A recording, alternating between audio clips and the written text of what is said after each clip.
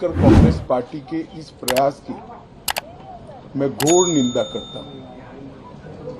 अरुणाचल में 8 की देर रात और 9 की सुबह घटी घटनाओं का हवाला देते हुए विपक्ष ने बहुमूल्य प्रश्नकाल को स्थगित करवा दिया। इसका कोई औचित्य इसलिए नहीं था कि पार्लियामेंट्री अफेयर्स मिनिस्टर ने स्पष्टता से कह दिया था कि 12 बजे इस देश के रक्षा मंत्री श्री राजनाथ सिंह जी इस विषय पर सदन के सामने अपना बयान रखेंगे। जब बयान रखने की बात कर ही दी तो इसका कोई औचित्य नहीं था। मुझे भी थोड़ा आश्चर्य लगा। फिर मैंने प्रश्नकाल के सूची को देखा तो 5 नंबर का प्रश्न देखकर मैं इनकी चिंता समझ गया। 5 नंबर के प्रश्न है राजीव गांधी फाउंडेशन के FCRA रजिस्ट्रेशन को रद्द करने के बारे में।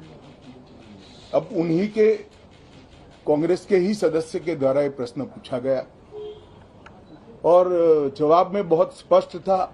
अगर तो मौका देते तो मैं सदन के पटल पर भी बताता कि राजीव गांधी फाउंडेशन को 2005-6 और 2006-07 के वित्तीय साल में चीनी दूतावास से 1,35,00,000 रुपए का अनुदान प्राप्त हुआ था। चूंकि FCRA के कानून और उसकी मर्यादाओं के अनुरूप नहीं था तो नोटिस देकर पूर्णतया कानूनी प्रक्रिया का अनुपालना करते हुए गृह मंत्रालय ने इसका रजिस्ट्रेशन रद्द किया था। फाउंडेशन ने अपना रजिस्ट्रेशन सामाजिक कार्यों के लिए करवाया है और ये जो राशि चीनी दूतावास से मिली इसका उपयोग भारत चीन संबंधों के विकास पर शोध करने के लिए ये पैसा दिया गया। अब मैं कांग्रेस पार्टी को पूछना चाहता हूं कि इन्होंने शोध तो जरूर किया होगा। क्या उनकी शोध में 1962 में जो हजारों हेक्टेयर भूमि भारत की चीन ने हड़प ली वो शामिल था क्या? और शोध इस पर किया तो रिपोर्ट क्या आई है? नेहरू जी के प्रेम के कारण सुरक्षा परिषद में भारत की स्थायी सदस्यता बलि चढ़ गई। इस विषय को उन्होंने शोध का विषय बनाया था क्या? और अगर बनाया था तो इसका नतीजा क्या हुआ? जिस वक्त गलवान के अंदर हमारे सेना के वीर जवान चीनियों से भिड़ रहे थे उस वक्त चीनी दूतावास के अधिकारियों को कौन रात्रि भोज दे रहा था? वो उनकी शोध का विषय था क्या? अगर था तो उसका नतीजा क्या हुआ? जब उनकी सरकार थी तो 2006 में भारत में चीन के दूतावास ने पूरे अरुणाचल और पूरे नेफा पर दावा कर दिया। वो उनकी शोध का विषय था क्या? अगर शोध हुई तो उसका नतीजा क्या हुआ? 25 मई 2007 को चीन ने कांग्रेस के ही मुख्यमंत्री दोरजी खंडू को वीजा देने से इनकार कर दिया क्योंकि ये तो हमारा ही हिस्सा है अरुणाचल। ये भी शोध किया गया क्या? 13 अक्टूबर 2009 को मनमोहन सिंह की अरुणाचल यात्रा पर चीन ने आपत्ति जताई, वो आपने जांच किया है क्या?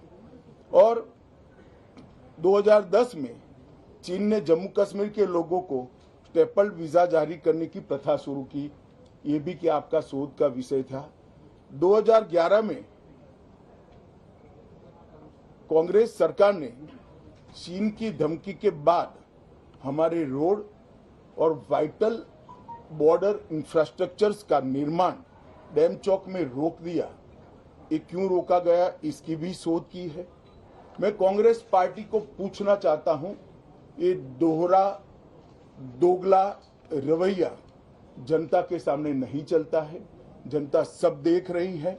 आपके परिवार द्वारा चलाया गया फाउंडेशन, उसका FCRA रजिस्ट्रेशन चीन की दूतावास से मिले हुए अनुदान से समाप्त हुआ है। आपके ही समय में हजारों किलोमीटर भूमि अवैध रूप से हमसे हड़प ली गई है। आपके ही समय में हमें मिली हुई सुरक्षा परिषद की सदस्यता आपने निजी संबंधों को बनाने के लिए चीन की भेंट कर दी है। ये सारी जनता ये सभी विषयों को जानती है। मैं इतना स्पष्ट कहना चाहता हूं कि भारतीय जनता पार्टी की सरकार है, नरेंद्र मोदी इसके प्रधानमंत्री है, और जब तक भारतीय जनता पार्टी की मोदी सरकार चल रही है, 1 इंच जमीन पर भी कोई कब्जा नहीं कर सकता। कल अपने सेना के जवानों ने जो 8 की देर रात को और 9 की सुबह को जो वीरता दिखाई है, मैं इसकी भूरी भूरी प्रशंसा करता हूं। इन्होंने घुसे हुए सभी लोगों को कुछ ही घंटों में वापस खदेड़ दिया और हमारी भूमि का रक्षण किया है। राजीव गांधी फाउंडेशन के FCRA लाइसेंस रद्द होने का एक दूसरा भी कारण था। इस्लामिक रिसर्च फाउंडेशन की, जिसका प्रणेता जाकिर नायक है, जाकिर नायक को पूरा देश जानता है, उनसे भी 7 जुलाई 2011 को 50 लाख रुपया राजीव गांधी फाउंडेशन ने प्राप्त किया था। मैं पूछना चाहता हूं, राजीव गांधी